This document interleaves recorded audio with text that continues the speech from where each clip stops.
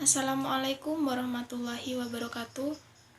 Kami dari kelompok 13 akan memaparkan tentang pengenalan kitab-kitab syarah hadis.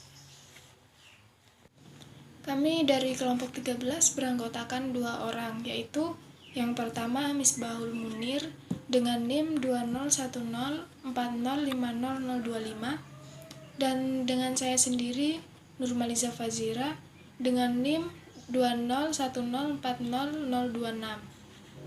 Kami di sini akan memaparkan 3 poin, yaitu pengertian syarah hadis, perkembangan syarah hadis, dan yang ketiga macam-macam kitab syarah hadis.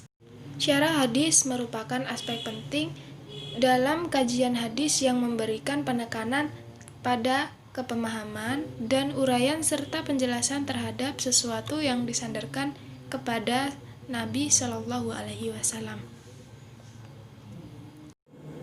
Syarah hadis dalam tulisan ini disamakan pengertiannya dengan uraian bahasa Indonesia atau dalam istilah ulumul hadis dapat dikenal juga dengan istilah fikih al-hadis. Istilah-istilah tersebut sama maksudnya, yaitu mendapatkan keterangan dan pemahaman yang sebenarnya terhadap sebuah hadis. Tulisan ini disajikan untuk memberikan gambaran tentang sejarah perkembangan penulisan syarah hadis dalam tradisi keilmuan keislaman serta macam-macam syarah hadis pada kitab-kitab hadis yang masyhur. 1. Pengertian syarah hadis. Kata syarah berasal dari bahasa Arab yang artinya menerangkan, membukakan, dan melapangkan. Istilah syarah biasa digunakan untuk hadis, sedangkan istilah tafsir digunakan untuk Al-Quran. Istilah tafsir spesifik bagi Al-Quran, yaitu menjelaskan maksud, arti, kandungan, dan pesan Al-Quran. Sedangkan syarah, yaitu meliputi hadis, menjelaskan maksud, arti, kandungan, dan pesan hadis. Sarhul hadisi huwa bayanu ma yata'alaku bil hadisi matan wa sanadan min syihatin wa ilatin ma'anihi wa stihraju ahkamihi wa hikamih, yang artinya syarah hadis adalah menjelaskan kesahihan dan kecacatan sanad dan matan hadis, menjelaskan makna-maknanya dan mengeluarkan hukum dan hikmahnya. Kegiatan syarah hadis secara besar meliputi 3 hal berikut. 1. Menjelaskan kualitas dan kuantitas hadis. 2. Menguraikan makna dan maksud hadis. 3. Mengungkap hukum dan makna yang terkandung di dalamnya. Perkembangan syarah hadis. Muhammad Al-Fatih Suryadilaga dengan mengutip pendapat Hasbi As-Sidqi mengemukakan 7 tahapan perkembangan hadis. Yang pertama, masa kelahiran hadis dan pembentukan masyarakat Islam. Masa ini dipelopori atau disampaikan langsung oleh Nabi Muhammad SAW.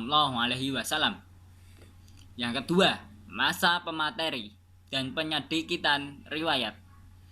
Periode ini berlangsung selama pemerintahan Khulafaur Rasyidin. Yang ketiga, masa penyebaran hadis dipelopori oleh para sahabat dan tabi'in, mulai dari berakhirnya masa Khulafaur Rasyidin sampai awal dinasti Muawiyah abad pertama Hijriah. Yang keempat, masa pembukuan hadis dimulai dari abad kedua Hijriah. Di sini terjadi peralihan tradisi pemeliharaan hadis dari hafalan ke tulisan. Yang kelima, masa penyaringan, pemeliharaan, dan perlengkapan berlangsung mulai awal hingga penghujung abad ketiga Hijriah. Yang keenam, masa pembersihan, penyusunan, penambahan, dan pengumpulan hadis berlangsung dari abad keempat sampai jatuhnya kota Baghdad. Dilakukan pada pengutipan kitab-kitab hadis yang ditadwin oleh ulama pada abad kedua dan ketiga Hijriah. Yang terakhir, masa pensyarahan, penghimpunan, dan pembahasan hadis. Interval waktunya dimulai dari abad ke-6 Hijriah sampai sekarang. Kemudian, kegiatan yang dilakukan oleh ulama terdahulu diteruskan oleh ulama berikutnya dengan mengadakan penjabaran dan pensyarahan yang berlangsung hingga sekarang. Secara periodik, dinamika syarah hadis dapat diklarifikasikan ke dalam beberapa tahapan. Yang pertama, masa pensyarahan kitab-kitab standar. Periode ini berlangsung dari abad ke-7 hingga awal abad ke-11 Hijriah. Kitab-kitab hadis yang berhasil disyarah antara lain yaitu yang pertama, Sahih Muslim disyarah oleh Al-Zawabidengan. Yang kedua yaitu Sahih Al-Bukhari, dan yang ketiga yaitu Syarah Sunan Abu Dawud. Kemudian yang kedua yaitu masa pensyarahan kitab-kitab hadis yang menjadi tren pada saat ini, yang berlangsung sekitar abad ke-11 dan ke-12 Hijriah. Pensyarahan terhadap kutub al-tis'ah telah melahirkan banyak karya yang kemudian tidak menyisakan banyak tugas bagi ulama generasi selanjutnya. Yang ketiga yaitu pensyarahan kitab-kitab hadis kontemporer yang dimulai dari abad ke-13 Hijriah. Pada periode ini, aktivitas syarah hadis masih mengadopsi metode-metode terdahulu. Di samping itu, mulai bermunculan syarah hadis dalam konteks tematis dengan metode dan pendekatan yang baru dan beragam, di mana syarah yang dilakukan karena adanya persoalan yang memerlukan jawaban dari hadis atau sekedar untuk kepentingan akademis. C.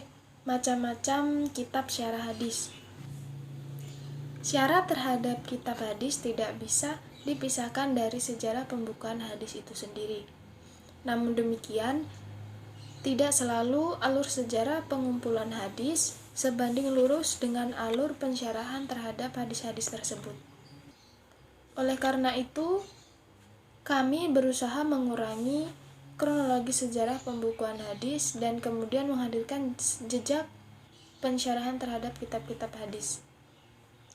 Pada periode awal digambarkan beberapa catatan yang menguraikan bahwa dokumentasi hadis tak resmi telah dilakukan sejak masa Rasulullah SAW. Kemudian dilanjutkan dengan masa sahabat.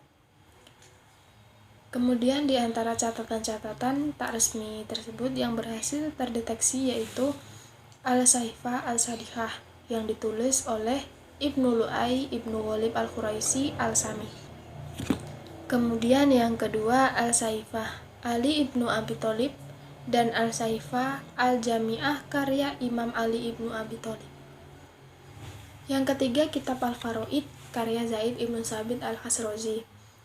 Yang keempat Sahifah Hasan Ibnu Ali karya Al-Hasan Ibnu Ali Ibnu Abi Thalib. Yang kelima Sahifah Jabir Ibnu Abdullah dan lain sebagainya. Pada fase selanjutnya, dokumentasi atas hadis dilakukan oleh para tabi'in. Di antara beberapa dokumen yang terdeteksi ialah yang pertama, Sahifah Sa'id Ibnu Jubair. Yang kedua, Sahifah Sulaiman Ibnu Qais Al-Yasri. Yang ketiga, Sahifah Muhammad Ibnu Ali Ibnu Abi Thalib. Dan yang keempat, Sahifah Humam Ibnu Munabbih. Pada masa tabi'in pula, dikenal dengan pendokumentasian hadis secara resmi yang dilakukan atas perintah Khalifah Umar Ibnu Abdul Aziz dan dipublikasikan oleh Ibnu Syihab Al-Zuhri. Hingga akhirnya pada masa at-tabi'in berkembanglah pendokumentasian hadis dengan sistematika yang lebih baik dari sebelumnya. Puncak perkembangan tadwin kitab hadis adalah dengan lahirnya karya-karya yang disusun secara sistematis dan dengan usaha memilah antara ucapan Rasulullah, sahabat, dan tabi'in. Di antara kitab hadis yang lahir pada fase ini, antara lain adalah Sahih Al-Bukhari, Sahih Muslim, Sunan Abu Daud, Sunan Nasa'i, Sunan Tirmizi, dan Sunan Ibnu Majah. Syarat terhadap Sunan Abu Daud di antaranya adalah Talkhis Mu'allim Al-Sunan, diberi judul Ajalatu Al-Lim min Kitabi Al-Mu'allim, karya Al-Allamah Abi Al-Thayyib Muhammad Syamsu Al-Haq Al-Azim Al-Badi. Yang kedua, Aunu Al-Ma'bud ala Sunan Abu Daud, karya Syekh Syarafatu Allah Muhammad Al-Syaraf Ibnu Ali Haidar Al-Siddiq Al-Azim Al-Abadi, dan lain sebagainya. Syarat terhadap Sunan Ibnu Majah di antaranya Matamas Ilaihi Al-Hajjah ila Sunan Ibnu Majah, karya Sirajuddin Umar Ibnu Ali Ibnu Al-Mulkhin Al-Syafi'i. Syarah Al-Dibaj, karya Syekh Kamaluddin Muhammad Ibnu Masa Al-Damiri Al-Syafi'i. Selanjutnya, syarat terhadap Sunan Al-Tirmizi. Di antaranya adalah Al-Urfu Al-Syaziyu ala Jami Al-Tirmizi, karya Sirajuddin Umar Ibnu Ruslan Al-Bulkhini Al-Syafi'i, dan Kutul Al-Muhtazi ala Jami Al-Tirmizi, karya Al-Hafiz Jalaluddin Ibnu Abdurrahman Ibnu Abi Bakar Al-Syuti, dan lain sebagainya. Kemudian syarat terhadap Sunan Nasa'i. Sunan Nasa'i Al-Musamma bi Al-Mujtaba, karya Syarah Al-Hafiz Jalaluddin Ibnu Abdurrahman Ibnu Abi Bakar Al-Suyuti, dan Hasyiyah dari Al-Imam Al-Sindi.